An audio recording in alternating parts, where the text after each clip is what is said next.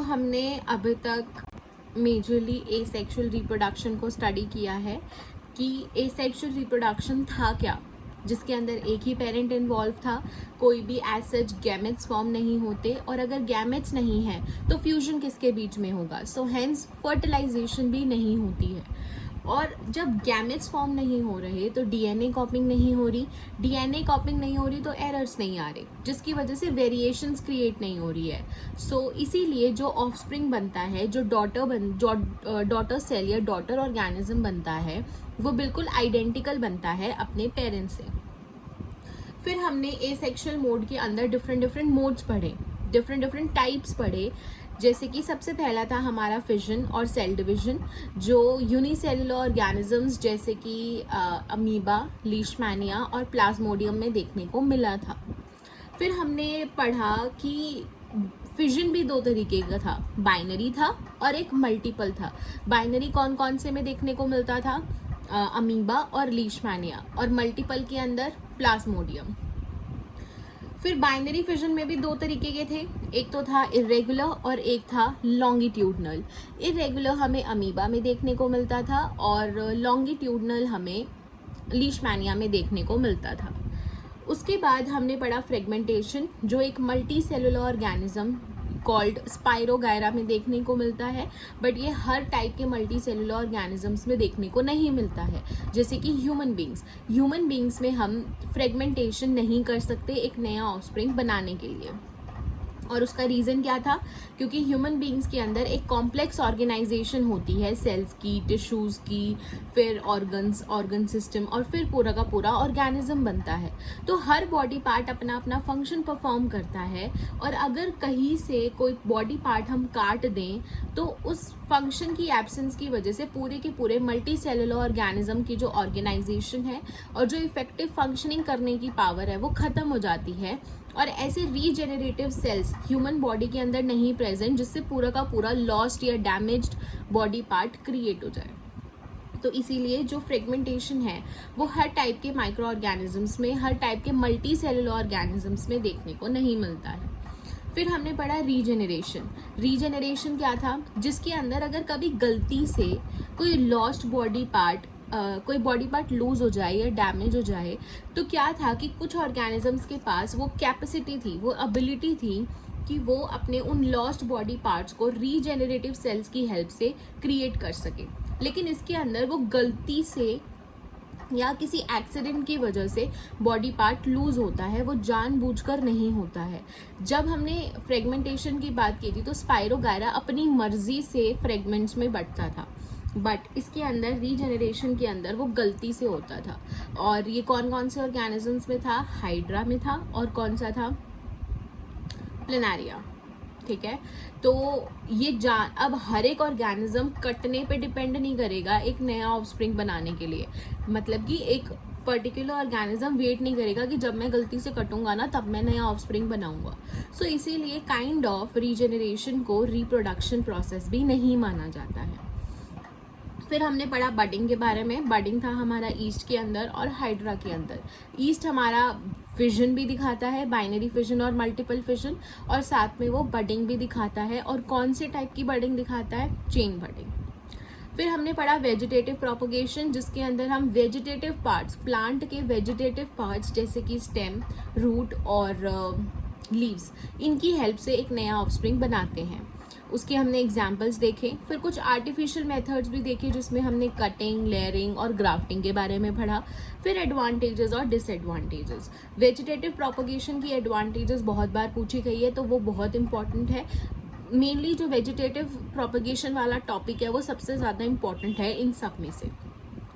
फिर नेक्स्ट जो last asexual mode का टाइप आता है वो है स्पोर फॉर्मेशन। इस पे भी हमें क्वेश्चंस देखने को मिल जाते हैं, MCQ भी आ जाते हैं, और कभी कभार 2 से 3 नंबर का भी क्वेश्चन देखने को मिल जाता है।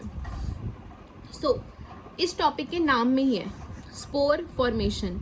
स्पोर की फॉर्मेशन होना, स्पोर का बनना, ये क्या होगा, स्पोर फॉर्मेशन होगा। लेकिन स्पोर को बनना क्यों है, स्पोर की इम्पोर्टेंस क्या है।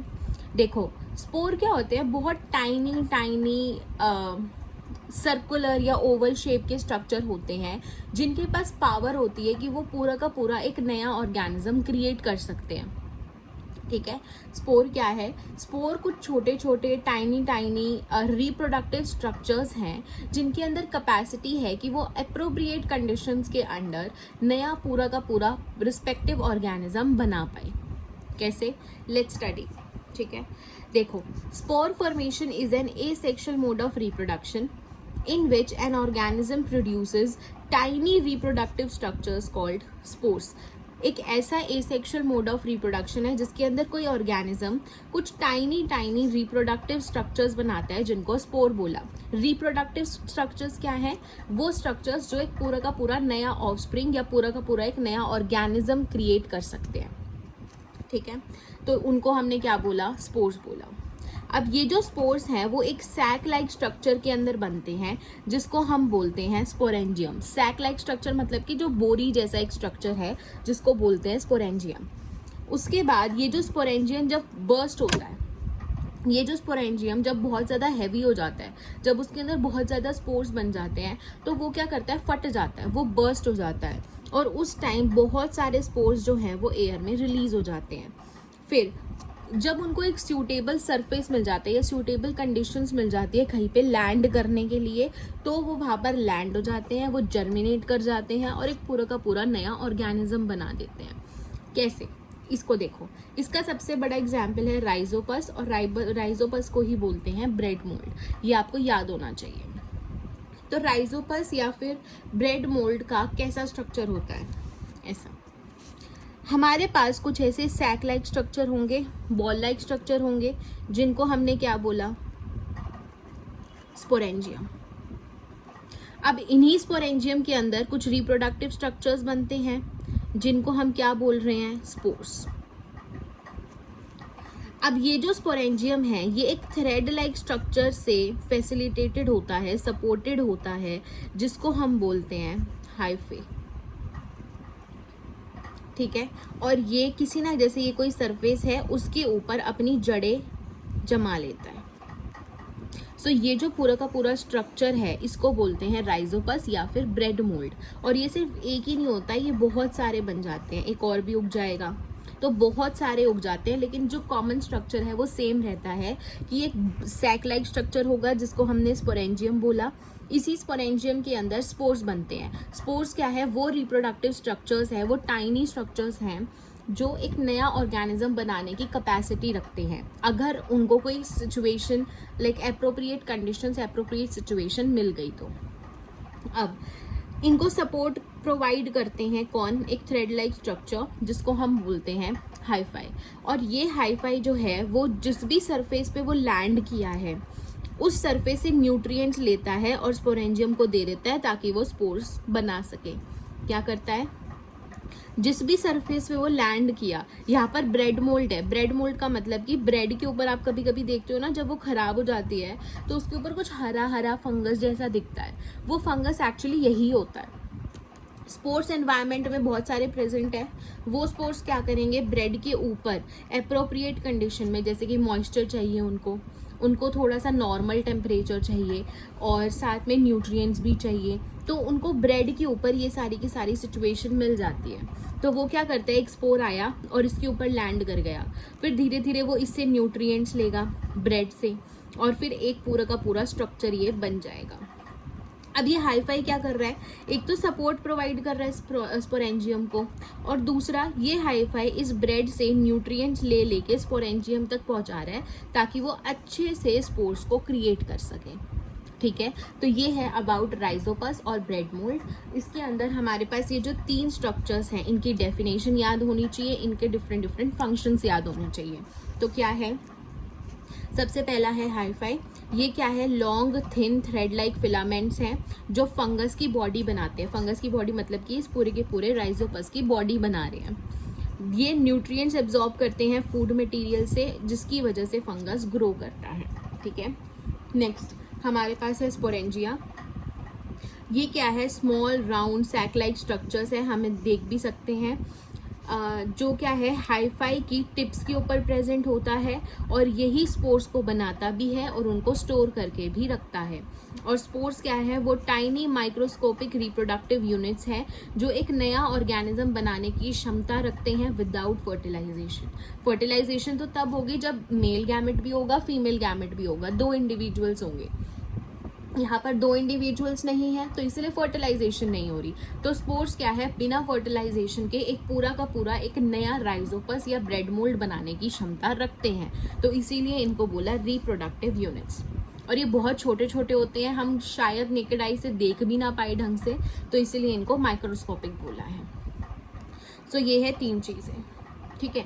अब हमने ऊपर एक चीज़ पढ़ी थी कि जब स्पोरेंजियम फटता है, स्पोरेंजियम फटता कब है, जब उस स्पोरेंजियम के अंदर बहुत सारे स्पोर्स हो जाएंगे, बहुत सारे ये रिप्रोडक्टिव यूनिट्स हो जाएंगी, तो वो फट जाएगा एयर के अंदर, एनवायरनमेंट के अंदर। तो ये जो स्पोर्स है वो एनवायरनमेंट में इधर उधर बिखर जाएंगे और ऐसा नहीं होता कि हम उनको देख सकते हैं, शायद इतने टाइनी टाइनी पार्टिकल्स हैं हम उनको ढंग से आंखों से देख भी नहीं सकते हैं, तो इसीलिए हमें स्पोर्स नहीं दिखते। बट हमारे एनवायरनमेंट के अंदर कहीं ना कहीं स्पोर्स प्रेजेंट होते हैं। तो क्या होता है कि अगर कभी उनको कोई फूड मटेरियल मिल गया जो उनके लिए अप्रोप्रिएट है, जैसे कि ब्रेड मिल गई, ब्रेड मोल्ड का मतलब है ब्रेड के ऊपर बनता है तो इसलिए ब्रेड मोल्ड बोल दिया। तो जैसे कि उनको ब्रेड मिल गई तो क्या होगा कि एक या एक से ज़्यादा स्पोर इस ब्रेड के ऊपर आके बैठ जाएगा। उसको पानी चाहिए, उसको मतलब मॉइस्चर चाहिए, ब्रेड से मॉइस्चर मिल रहा है, कुछ एनवायरनमेंट में भी मॉइस्चर प्रेजेंट है, साथ में उनको एक मॉडरेट रूम टेम्परेचर चाहिए तो वो भी मिल रहा है, और साथ में न्यूट्रिएंट्स चाहिए ग्रो करने के लिए। तो इस ब्रेड से वो क्या करते हैं, जो भी उनको न्यूट्रिएंट चाहिए वो ब्रेड से न्यूट्रिएंट लेते हैं और ग्रो करके एक ऐसा स्ट्रक्चर बना देते हैं। So this is known as rhizopus और ब्रेड मोल्ड। अब क्या क्या कंडीशंस है स्पोर्स के लिए कि वो पूरा का पूरा राइजोपस दोबारा बना सके, वो 3 चीज़ें हैं। सबसे पहली है मॉइस्चर। मॉइस्चर मतलब कि पानी चाहिए इनको, थोड़ा बहुत, ज़्यादा नहीं, थोड़ा बहुत पानी चाहिए ताकि वो ग्रो कर सके। तो कुछ उनको ब्रेड से भी मिल जाता है, कुछ हमारे मॉइस्चर में भी ह्यूमिड वाटर है, ह्यूमिडिटी है तो पानी भी है, मॉइस्चर भी है, तो वहाँ से भी वो ले लेते हैं। दूसरा है मॉडरेट रूम टेम्परेचर। ना तो उनको बहुत ज़्यादा टेम्परेचर चाहिए और ना ही उनको बहुत कम टेम्परेचर चाहिए, ठीक है। तो उनको एक मॉडरेट रूम टेम्परेचर चाहिए जो उनको फेवरेबल कर सके, उनकी ग्रोथ को फेवर कर सके। और थर्ड है अवेलेबिलिटी ऑफ फूड और न्यूट्रिएंट्स। ब्रेड के अंदर कुछ ना कुछ न्यूट्रिएंट्स होंगे जो फंगस यूज़ करके पूरा का पूरा ग्रो कर जाएगा और नए स्पोर्स को बना पाएगा। अब स्पोर्स की कैरेक्टरिस्टिक्स क्या है, इंपॉर्टेंट है, आई हुई है। सबसे पहली है कि स्पोर्स जो है वो काफ़ी स्मॉल होते हैं और लाइट वेट होते हैं, जो इजीली डिफरेंट एजेंट से कैरी हो सकते हैं, जैसे कि विंड, वाटर और एनिमल्स, ठीक है। क्या है पहला कि स्पोर्स जो है वो बहुत छोटे और बहुत लाइट वेट होते हैं, जो डिफरेंट एजेंट्स इजीली कैरी कर सकते हैं, जैसे कि विंड, वाटर और एनिमल्स। एक ही टाइम पे बहुत सारे बनते हैं। हमने अभी पढ़ा कि स्पोरेंजियम फटता कब है, जब बहुत सारे स्पोर्स बन जाते हैं और वो इतना भारी हो जाता है कि वो उसको कैरी नहीं कर पाता, तो स्पोरेंजियम फट जाता है। तो एक टाइम पे जितने भी स्पोर्स थे उसके अंदर वो सारे के सारे बाहर निकल गए, तो एक ही टाइम पे बहुत सारे प्रोड्यूस होते हैं। फिर लास्ट है थर्ड है कि जो स्पोर्स होते हैं, जैसे ये स्पोर है, इस स्पोर के बाहर एक लेयर होती है जिसको बोलते हैं सिस्ट, और ये जो सिस्ट है वो इस स्पोर को प्रोटेक्ट करके रखती है अनफेवरेबल कंडीशंस के अंदर। जैसे कि बहुत ज़्यादा ठंड है किसी जगह पे, तो उस बहुत ज़्यादा ठंड से बचने के लिए ये सिस्ट काम आती है, सिस्ट उस स्पोर को प्रोटेक्ट करके रखती है। तो यही लिखा हुआ है, spores are protected by thick outer layer called cyst which help them survive in unfavorable conditions। unfavorable conditions का क्या मतलब है, जैसे कि बहुत ज़्यादा ठंड है कहीं पे या फिर बहुत ज़्यादा गर्मी है, तो इन कंडीशन से प्रोटेक्ट करने में सिस्ट हेल्प करती है, क्योंकि हमें पता है कि स्पोर जो है उसको मॉडरेट टेम्परेचर चाहिए। So this is the third function. और लास्ट है हमारा कि ये बहुत टाइम तक इनएक्टिव रह सकते हैं, मतलब कि बहुत टाइम तक आसमान में या फिर मतलब एनवायरनमेंट के अंदर इधर उधर घूमते रह सकते हैं। जब तक उनको फेवरेबल कंडीशन नहीं मिलेगी तब तक वो जर्मिनेट नहीं करेंगे, तब तक वो सरफेस पे जाके नहीं बैठेंगे और ग्रो नहीं करेंगे। तो वो फेवरेबल कंडीशंस के लिए बहुत लंबे टाइम तक एनवायरनमेंट के अंदर, विंड के अंदर, एयर के अंदर स्टे कर सकते हैं। तो यही लिखा हुआ है कि इनएक्टिव रह सकते हैं बहुत लंबे पीरियड तक, जब तक कंडीशंस फेवरेबल उनको नहीं मिल जाती है। आई होप ये चीज़ सबको समझ आ गई होगी। This was the last topic of asexual mode of reproduction, that was spore formation. और एसेक्सुअल मोड के अंदर जितनी भी चीज़ें इन नोट्स के अंदर है ये बहुत इंपॉर्टेंट है, आपको अच्छे से आनी चाहिए। अगर कोई भी डाउट हो तो आप मुझसे ले सकते हो, जैसे भी आपको ठीक लगे आप वैसे ले सकते हो, कोई प्रॉब्लम नहीं है। Just give your best. कोई चीज़ समझ नहीं आ रही आप दोबारा वीडियो देखो, नहीं तो पूछ लो। Just give your best. ये हमारा एसेक्सुअल मोड ऑफ रिप्रोडक्शन यहाँ पर ख़त्म होता है। नेक्स्ट क्लास में हम सेक्सुअल मोड ऑफ रिप्रोडक्शन शुरू करेंगे, which is the most important. जैसे एसेक्सुअल में से कोई ना कोई क्वेश्चन बनता है, वैसे ही सेक्सुअल से भी हमें क्वेश्चन देखने को मिलता है। Okay, all the best, thank you.